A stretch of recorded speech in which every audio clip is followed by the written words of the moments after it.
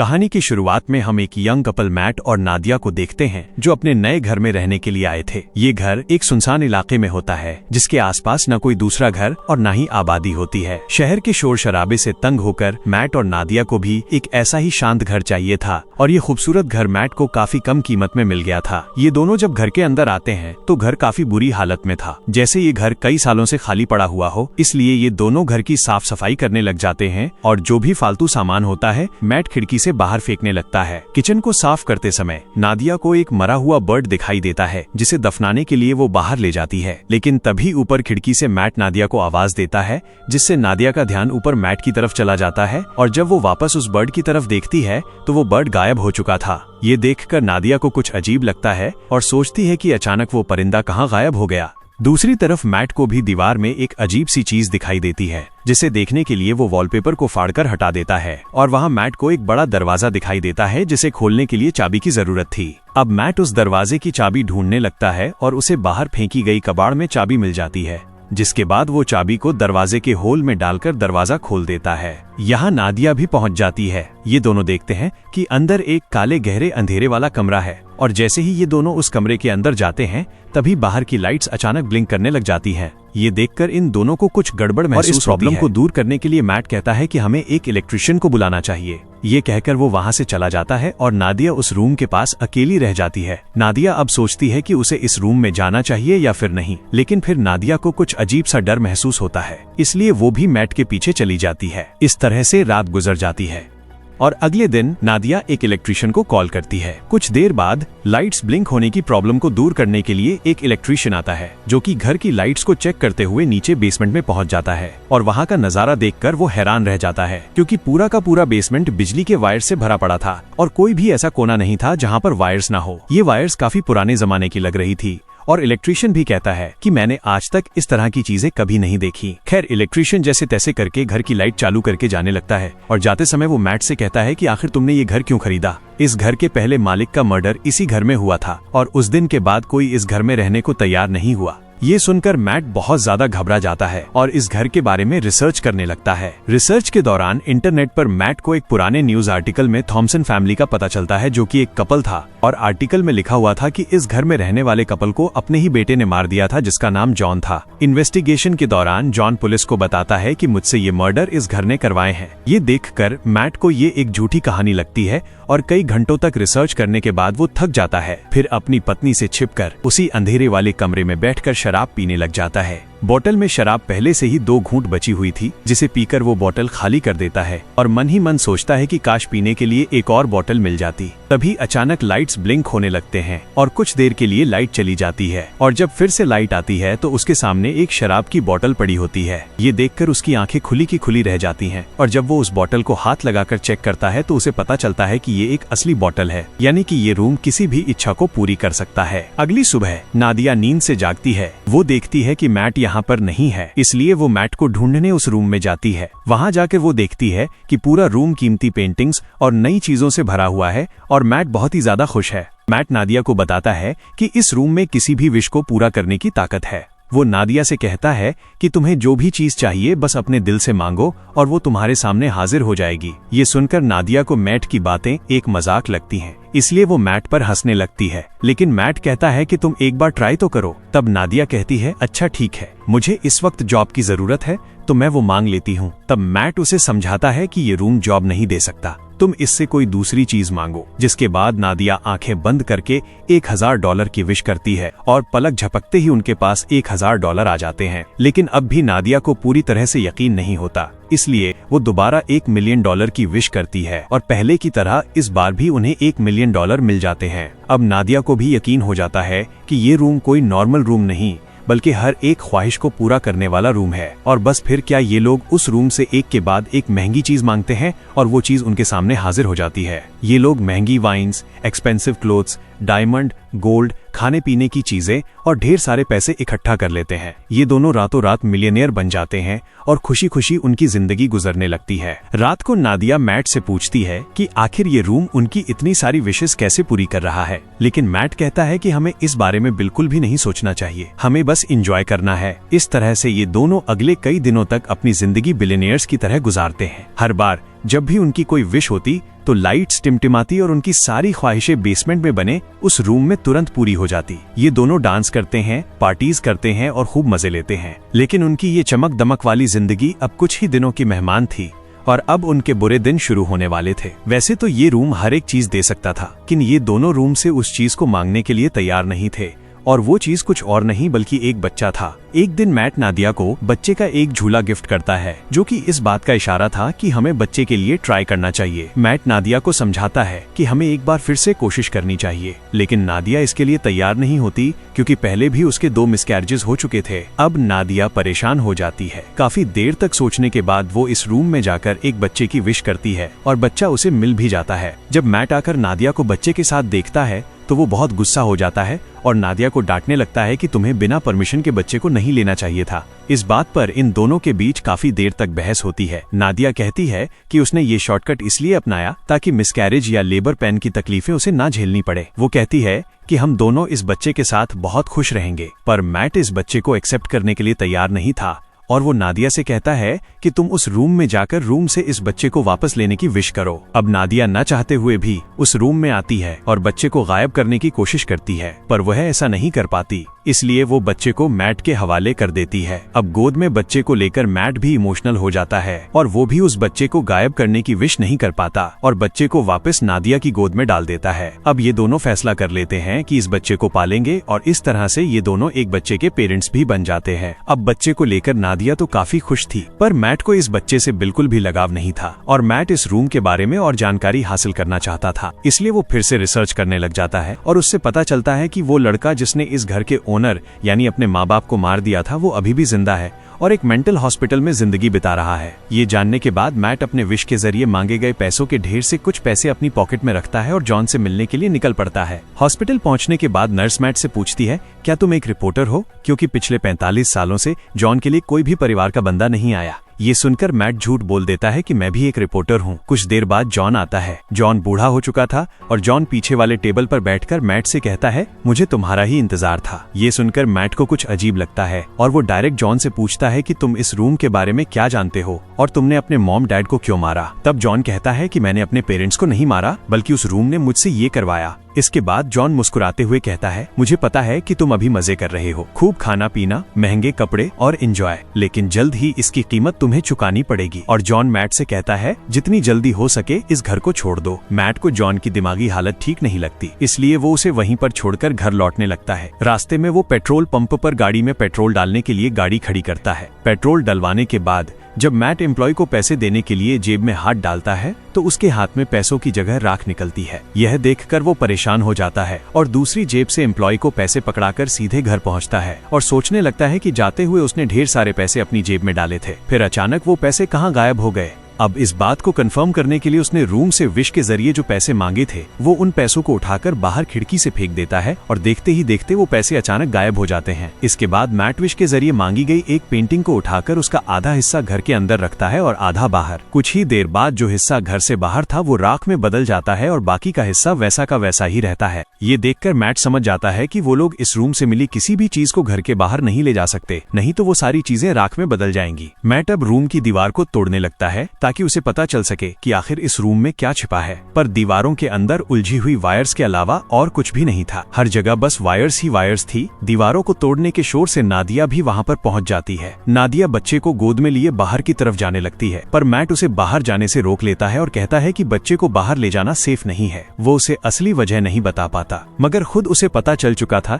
कि जो कुछ भी उस कमरे से विश के जरिए मांगा गया है उसे यहाँ से बाहर निकालने पर वो खत्म हो जाएगा। लेकिन मैट के मना करने के बावजूद भी नादिया बच्चे को बाहर ले जाती है। बाहर ले जाते ही बच्चा जोर जोर से रोना शुरू कर देता है और उसका कलर बदलने लगता है। ये देखकर नादिया भी चिल्लाने लगती है। नादिया की आवाज सुनकर मैट दौड़कर उसके पास जाता है और दोनों को उठाकर घर के अंदर ले आता है। और अब हम देखते हैं कि वो छोटा बच्चा अब छोटा बच्चा नहीं रहा, बल्कि वो कुछ ही सेकंड में 8 साल का लड़का बन चुका था। यहाँ मैट नादिया को सारी सच्चाई बता देता है कि वो रूम हमारी हर विश को पूरी कर सकता है, पर हम उसकी दी हुई चीजों को घर से बाहर नहीं निकाल सकते, वरना वो चीजें पुरानी पुरानी होकर राख में बदल जाएंगी। ये सुनकर नादिया को बहुत दुख होता है और अब ये दोनों डिसाइड करते हैं कि इस बच्चे को घर में ही रखेंगे, कभी भी बाहर जाने नहीं देंगे, नहीं तो वो मारा जाएगा। इस तरह से दिन गुजरते हैं। नादिया बच्चे को घर के अंदर ही सब चीजें सिखाती है। वह उसे अपना बेटा मानती है और इस बच्चे का नाम रखती है शेन। शेन बाकी बच्चों से काफी अलग था। वो किसी की भी बात नहीं मानता और ना ही उस पर किसी बात का असर पड़ता। उसकी हरकतें बिल्कुल भी बच्चों जैसी नहीं थी। खाने के दौरान वो बर्फ खाया करता था,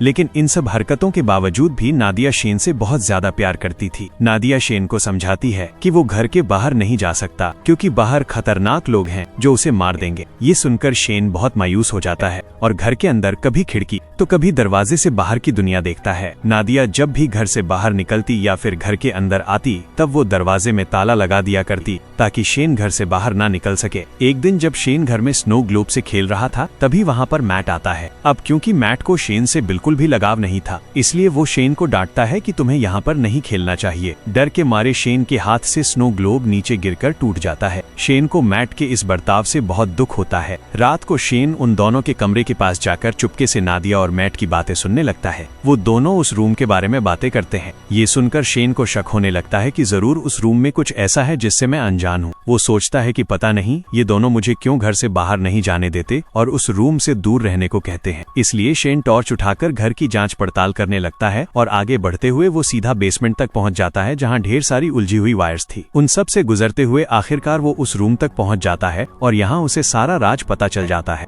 रात भर पूरे घर में लाइट्स ब्लिंक होती रहती है, पर मैट और नादिया नींद में होने की वजह से कुछ नोटिस नहीं कर पाते। अगली सुबह जब मैट की आंख खुलती है तो उसे अपने बगल में एक नया स्नो ग्लोब पड़ा हुआ दिखता है और इसके साथ ही टूटा हुआ ग्लोब कुछ दूरी पर उसे दिखाई देता है। ये देखकर वो परेशान हो जाता है कि आखिर ये नया ग्लोब किसने बनाया। मैट सीधा नादिया के पास जाता है और उसे जगाकर पूछता है कि क्या तुमने इस ग्लोब को उस रूम से विश करके मांगा, जिस पर नादिया कहती है नहीं, मैंने इस ग्लोब की विश नहीं की। तभी उसी वक्त लाइट्स को ब्लिंक होता देखकर वो समझ जाता है कि ये सारा काम शेन का है। ये दोनों तेजी से उस रूम की तरफ भागते हैं और वहाँ जाकर ये दोनों हैरान रह जाते हैं। अब क्योंकि शेन को घर से बाहर जाने नहीं दिया जाता था, इसलिए वो दिल में बाहर जाने की इच्छा रखते हुए उस रूम से खुद के लिए एक बहुत बड़ा आउटडोर एरिया मांग लेता है जहाँ एक खुला आसमान और बड़ा जंगल था और शेन मजे से वहाँ खेल रहा था। नादिया अपने बेटे की बनाई हुई दुनिया को देखकर खुश होती है और उसके साथ खेलने लगती है, लेकिन मैट शेन के इस काम से बिल्कुल भी खुश नहीं था क्योंकि उसे डर था कि कहीं वो उस रूम से बंदूक या फिर कुछ गलत चीज न मांग ले जिससे उनकी जान खतरे में पड़ जाए। इसीलिए वो शेन को हाथ से पकड़कर वापस घर के अंदर ले आता है। अब मैट उस रूम की चाबी अपने पास संभालकर शेन को उस रूम में जाने से मना करता है, लेकिन नादिया मैट को ऐसा करने से रोकती है। वो कहती है कि हम पहले ही शेन को घर से बाहर जाने नहीं देते। अब बेचारे ने खुद के लिए एक अलग आउटडोर बना लिया है, इसलिए हमें उसे वहाँ जाने से नहीं रोकना चाहिए और वहाँ उसकी जान को भी खतरा नहीं है। पर मैट नादिया की बात नहीं सुनता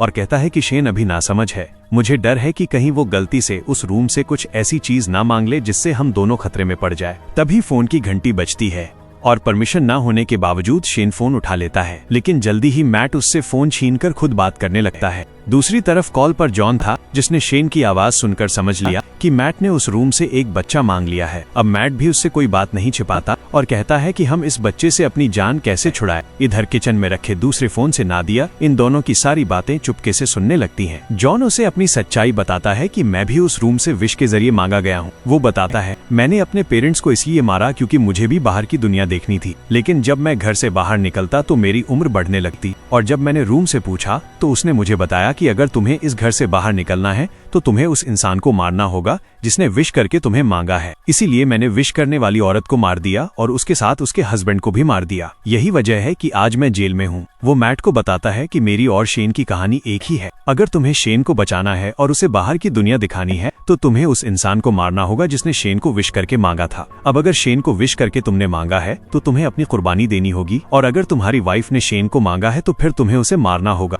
और ये सारी बातें दूसरी तरफ कॉल पर नादिया भी सुन रही थी। नादिया ये सारी बातें सुनकर बहुत ज्यादा दुखी हो जाती है और वो गाड़ी निकालकर घर छोड़कर चली जाती है, जिससे मैट को उसकी फिक्र होने लगती है। नादिया शेन को जिंदगी देने के लिए खुद को मारने का सोचती है, पर वो ऐसा नहीं कर पाती। इधर मैट टेबल पर बैठकर शेन के साथ डिनर करने लग जाता है। तब शेन मैट से पूछता है कि मेरी मॉम कहाँ गई और उससे और भी कई सारे सवाल पूछता है, जिससे झुंझुलाकर वो शेन को बता देता है कि वो उनका असली बेटा नहीं है और न ही उसकी कोई पेरेंट्स है। इतना ही नहीं, वो गुस्से में आकर शेन को रूम से बाहर निकाल देता है। डर के मारे शेन रोते हुए ऊपर अपने रूम में चला जाता है। कुछ ही देर में मैट को अपनी गलती का एहसास होता है। वो शेन के रूम में जाकर उससे माफी मांगने लगता है और सारी रात वो दोनों साथ में सोते हैं। जब नादिया वापस घर लौटती है तो इन दोनों को एक साथ सोते देखकर उसे बहुत अच्छा लगता है। कुछ देर बाद मैट की आंख खुल जाती है और वो देखता है कि नादिया घर वापस आ चुकी है। मैट नादिया से कहता है कि मैं तुम्हारे लिए बहुत ज्यादा परेशान हो रहा था और कहता है मुझे माफ कर दो क्योंकि मैं शेन पर चिल्लाया और तुमसे भी झगड़ा किया। बातचीत के दौरान ये दोनों एक दूसरे के करीब आने लगते हैं और जब ये दोनों रूम में इंटीमेट हो रहे थे तब शेन चुपकर दरवाजे से उन्हें देखने लगता है। वो अपने दिल में नादिया के लिए अट्रैक्शन महसूस करता है। अब उसे भी ये सारी चीजें करनी थी, इसलिए अब वो इन दोनों के सोने का इंतजार करता है। जब ये दोनों गहरी नींद में चले जाते हैं तब शेन चुपके से आकर मैट की पॉकेट से घर के बाहर जाने की चाबी चुरा लेता है। अगले दिन सुबह मैट और नादिया फ्रंट डोर को खुला देखकर समझ जाते हैं कि शेन घर से बाहर निकल गया है, इसलिए उन्हें डर था कि कहीं वो मर न गया हो। लेकिन तभी घर के एक अलग हिस्से में शेन को देखकर दोनों हैरान हो जाते हैं क्योंकि शेन अब जवान और ताकतवर हो चुका था। वो अपने पेरेंट्स की तरफ गन पॉइंट करके उन्हें धमकाता है। तब नादिया उसे समझाने की कोशिश करती है। इसी बीच मैट शेन पर हमला कर देता है और दोनों में फाइट होने लगती है। लेकिन उनकी फाइट के दौरान नादिया को धक्का लगता है जिससे वो नीचे गिरकर बेहोश हो जाती है। कुछ देर बाद मैट उसे जगाते हुए बताता है कि शेन को गलती से गोली लगने की वजह से वो मर गया। ये सुनकर नादिया रोने लगती है। मैट उसे तसल्ली देकर वापस घर में ले आता है और यहाँ आता है कहानी में सबसे बड़ा ट्विस्ट, क्योंकि अभी जो मैट नादिया को उठाकर घर लेकर गया वो असल में मैट नहीं बल्कि शेन है। इधर दूसरे रूम में जहां उनकी फाइट हुई थी असली मैट होश में आ जाता है और पूरे घर में अपनी वाइफ की तलाश करता है। तभी लाइट्स को फिर से टिमटिमाते देखकर वो उस रूम की तरफ जाता है, पर वहां भी उसकी वाइफ नादिया मौजूद नहीं थी। इधर नादिया को बिल्कुल भी खबर नहीं थी कि इसके साथ बैठा हुआ आदमी मैट नहीं बल्कि शेन है। लेकिन नादिया को भी मैट में कुछ बदलाव नजर आता है और जल्द ही उसकी बर्फ खाने की आदत से नादिया को पता चल जाता है कि ये मैट नहीं बल्कि शेन है, जिसने रूम से विश करके अपने आप को मैट का रूप दे दिया है। दूसरी तरफ असली मैट समझ जाता है कि वो अकेला इस घर में फंसा है। शेन ने उसकी वाइफ को इस घर से किसी दूसरे घर में विश के जरिए शिफ्ट कर लिया है। अब वो इस घर से बाहर निकलने के लिए पूरी ताकत लगाकर दीवार को तोड़ने लगता है और आखिर सारे वायर्स को पार करके वो उस रूम तक पहुंच जाता है जो कि अब एक जंगल था जहां ढेर सारे ऊंचे ऊंचे पेड़ थे। वहां जाकर मैट को पता चलता है कि शेन ने रूम का यूज करके इस जगह को काफी बड़ा कर लिया था और वहां शेन ने उन्हीं की तरह एक डुप्लीकेट घर भी बना लिया था। वो ये भी समझ चुका था कि शेन ने उसका रूप नादिया को किडनैप करके इस डुप्लीकेट घर में रखने और अकेले में उसके साथ फिजिकल होने के लिए किया था। ये ख्याल आते ही अपनी बीवी को वापस पाने के लिए मैट उस जंगल में दौड़ते हुए फाइनली उस डुप्लीकेट घर के अंदर पहुंच जाता है जहां शेन नादिया के साथ जबरदस्ती करने की कोशिश कर रहा होता है। मैट को अंदर आते देखकर शेन फिर से लड़ाई के लिए तैयार हो जाता है। अब यहाँ नादिया भी पहचान नहीं पाती कि असली मैट कौन सा है, क्योंकि वो दोनों बिल्कुल सेम टू सेम थे और यहाँ ये दोनों नादिया से कहते हैं कि मेरे साथ चलो। अब नादिया समझदारी से काम लेते हुए शेन का नाम लेती है, जिसे सुनते ही शेन उसकी तरफ देख लेता है और नादिया को समझ आ जाता है कि ये शेन है, जिसके बाद वो शेन को धक्का देकर नीचे गिरा देती है। जमीन पर गिरते ही वो अपने असली रूप में आ जाता है। उधर मैट और नादिया रूम से बाहर निकलने की कोशिश करते हैं पर निकल नहीं पाते, क्योंकि शेन ने रूम से उनके इसी घर में फंसे रहने की विश मांगी हुई थी। लाख कोशिशों के बाद जब वो लोग घर से नहीं निकल पाते तो मैट रुक जाता है और वहाँ से निकलने का कोई तरीका सोचने लगता है। यहाँ मैट होशियारी से एक ऐसी विश करता है कि हम दोनों का नया रूप इस घर के अंदर ही रहे